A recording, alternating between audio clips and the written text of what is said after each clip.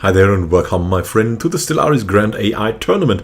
This is a different time-lapse from other time-lapses. It's a time-lapse where user-generated empires are put against each other in the pit of galaxy battle.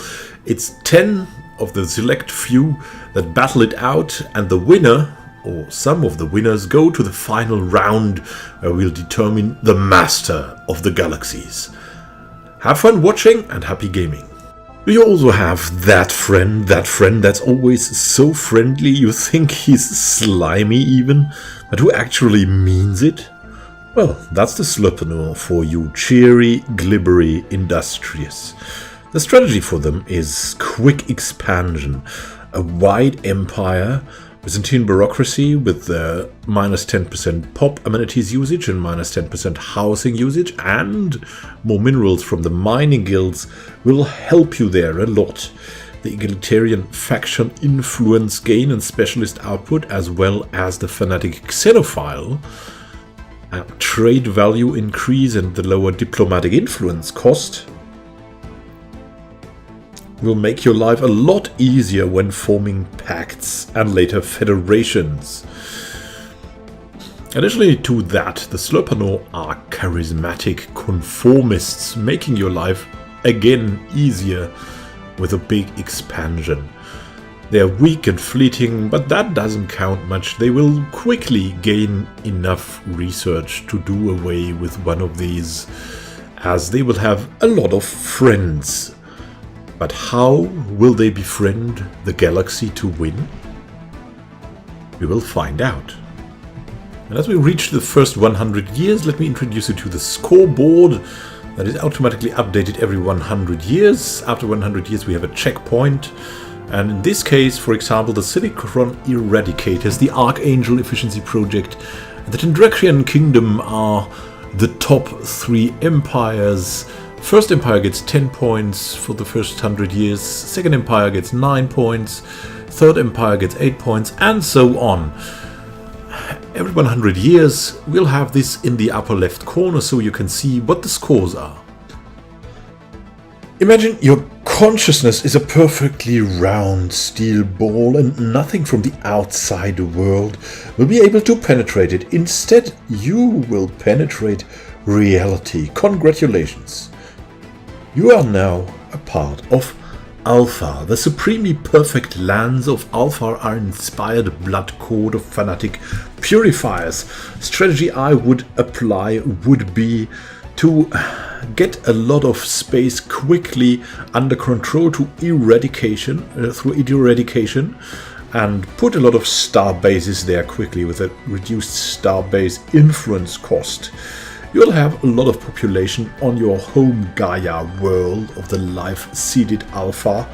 Quickly, through the higher pop growth speed, your militarist foundation will help you achieve this goal quickly. So you can make a wide empire with few planets, perfect for a cleansing strategy. What will help is the supreme leaders you will get through the combination of talented, traditional, quick leaders and communal. They're not adaptive though, but they don't need much room and they will produce a lot of unity, as is probably typical of such a unification of fanaticism. They live on the mirror of perfection, and this is their story. By Simon 9, we were born out of perfection. Our lands are eternally lush, our bodies beautiful.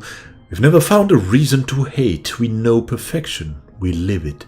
The cosmos is beautiful. Don't believe me? Look at the 3 jewels of Alpha, shining above us right now. They are but the brightest gems in the jewelry that is the universe. But it is not perfect. Your presence mars the beautiful constellations that inspire the artistic perfection of our lands. For these crimes against perfection, you will be eradicated.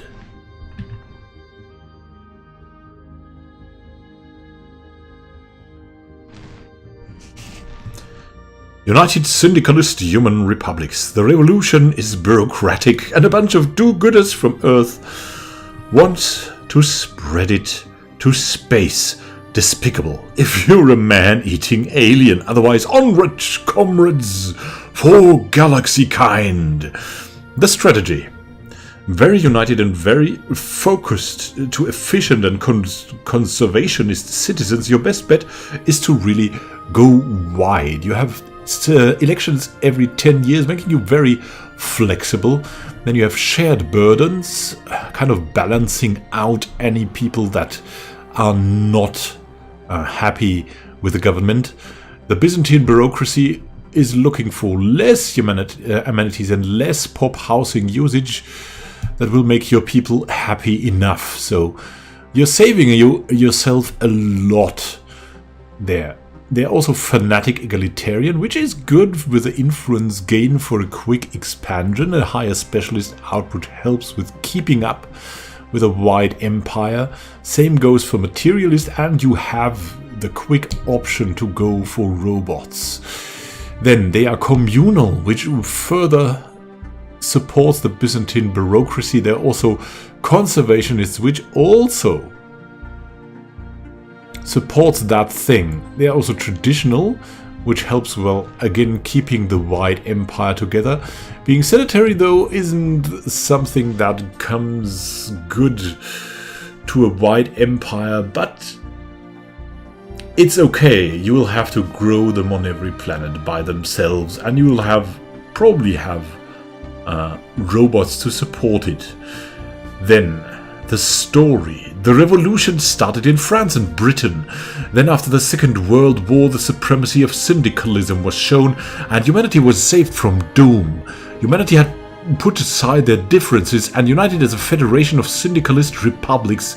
Every state, culture and people are equal because we're all comrades and a family that is humankind. Also in this machine-friendly patch is that an organic comeback from the Tendrakian kingdom. We'll see about that. It will be very interesting.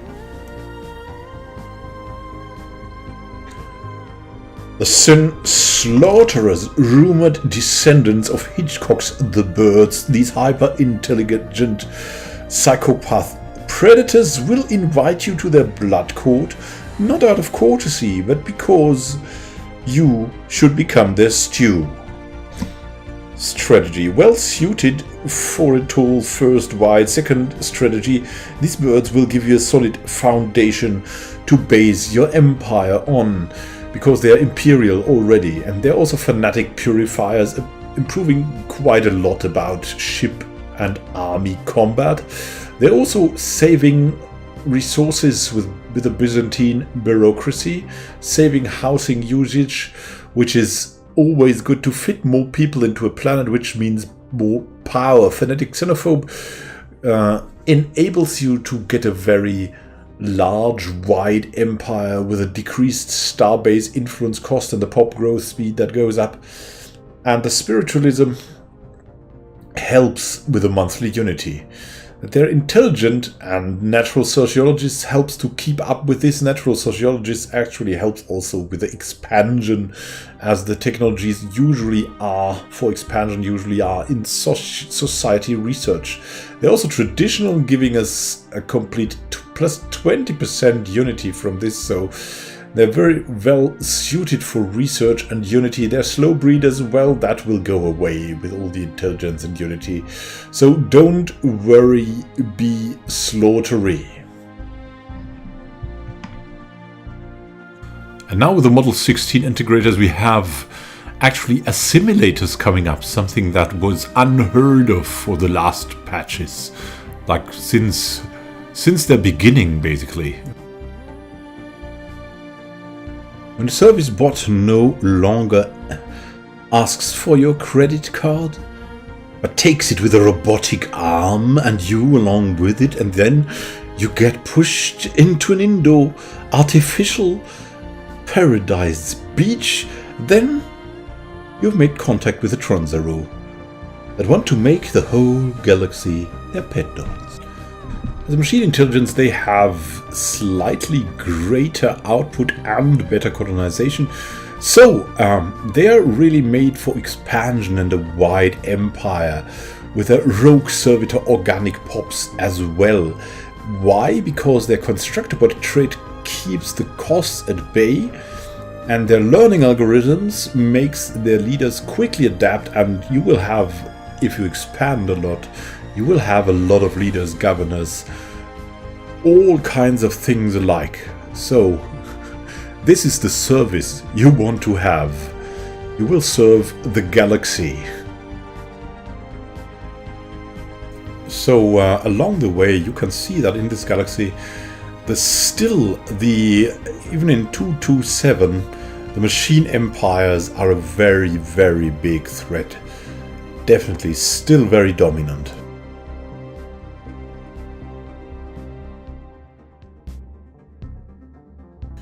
Interestingly though, it seems that the driven assimilators in this instance do very, very good. I wonder why this is. They were basically the stepchild of Stellaris, but now they seem to have broken the spell and come out very, very strong. Codomoid Syndicate, a band of dictatorial turtles admiring slavery. They're basically the reptilian conspiracy's evil, scaled dwarves living in mines, turning everything black, and the galaxy included. Their strategy through massive mineral production. Look at that. They're dictatorial, yes, but they have more minerals from miners. They have more slave guilds, slaver output. They have higher worker basic resource output through fanatic authoritarian. They can expand nicely with pacifist. They have more minerals from the jobs through to being industrious, and they are very strong, further increasing the worker basic resource output. They're fleeting, slow learners, and solitary doesn't really stop them. I mean, maybe the solitary is a little bit bad for pop housing usage, but they can just go wide and have all the space they need.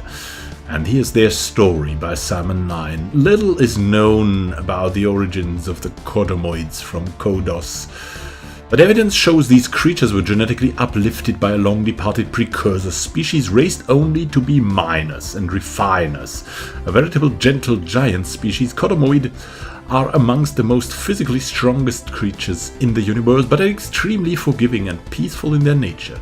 Unchanged by generations of rigid mining ethics, it is only in the recent years that they have begun developing beyond and into the stars, and they intend to expand their mining empire. Crazily now, the integrators have basically taken over the galaxy at this point. Is that true?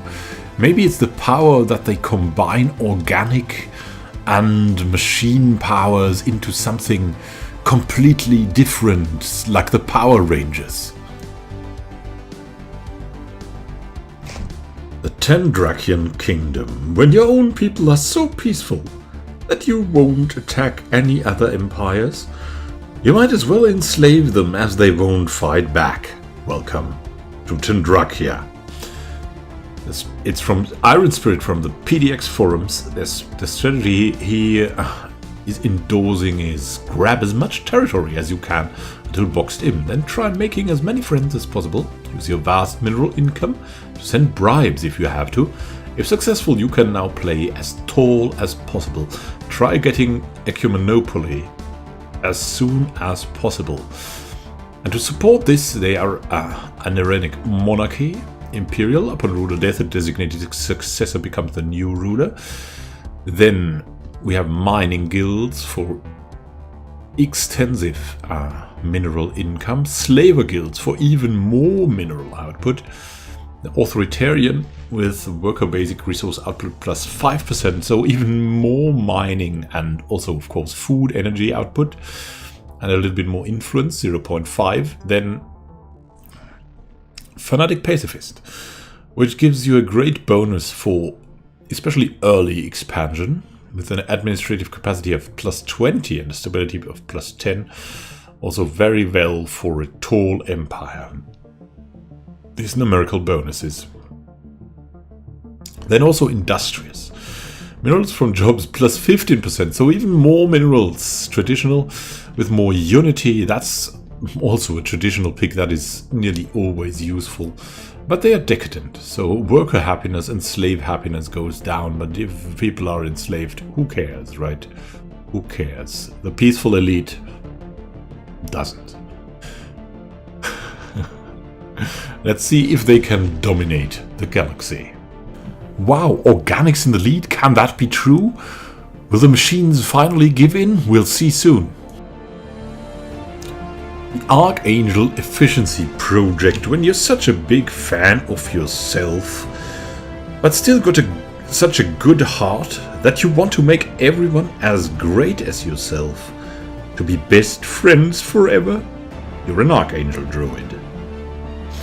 So the strategy for these guys is, as they are very, very efficient, to slowly and steadily expand to get more food for your process of assimilation. And for that, you will probably also need military force. So it's a kind of a balanced expansion that you have to go for. You might use something that comes close to enlightenment by taking primitive planets. We'll see. Let's see what the story of Simon 9, who has created the homing species of the Archangel droids, says. Archangel Unimatrix log cycle 23885535543 atomic time 44223444.2332. The creators no longer resist our logic. They sought to be free of living responsibilities. They created the Archangels to create a life luxurious, but the logic was flawed. It was inefficient to manufacture Archangels to service organic life. Organic life, however, was too important to waste. Solution: transform organics into Archangels. Efficiency variable increases, reducing time loss in service to 0.00007% of atomic time. Creators have finally subsumed logic step evidence of other organic life beyond stellar boundary. Archangels must expand. Will they expand further into the whole galaxy? What a turnaround! First they were still battling for the #1 spot, and now the Tendrakian kingdom seems extinguished, probably by the Model 16 integrators. Wow! The machines have won, but who of the machines will win in the end? When you only love yourself and science, you could be a mad scientist, or a fanatic nerd introvert, or you could be a silicon eradicator. Let's remove everything that annoys us. Organic life. Strategy for these guys is building a research advantage in a tall empire, then use this advantage to purge the surroundings and then take over the galaxy with a wide empire. This is supported by, of course, extra pops, mining station output with a machine intelligence. Then we have determined exterminator, which helps us with the warfare. Ship weapons damage, starbase influence cost decreased, ship cost decreased, naval capacity increased. And they are introspective, which really helps with improving themselves, and also with great engineering research. They have the Gestalt consciousness, of course. War exhaustion gain goes down, monthly influence goes up, even better for war, and taking over areas. They have logic engines, giving them 10% more output on every research, and enhanced memory, a level cap of +2 will make sure that they will relatively early have the maximum, the highest number level of leaders, which is 10. They're uncanny, of course. Who wouldn't call them uncanny? Less amenities, and they're luxurious because they have so many instruments of destruction. You don't know where the missiles are coming from. Wow, Model 16 integrators have really done it. Only thing that could push them away from one is if someone would completely exterminate them and get 10 points themselves or something like that, but that's not gonna happen. So let's chill out for the last 100 years and see how the places are. The Model 16 integrators. When you want to spread like a wildfire and replicate like mad rabbits, and invite your organic subjects to the orgy as well. You're a Model 16 integrator. Strategy for these guys is to expand steadily by filling everything with pops, because in this instance of Stellaris, pops are the power. So they can grow quickly, they are durable, they have less upkeep, they have less housing usage, and all of that makes for a very, very powerful mid and late game. The early game can be a little bit funny because of all the growth you will have and you will have to manage. But all in all, yeah, you can see why they are successful.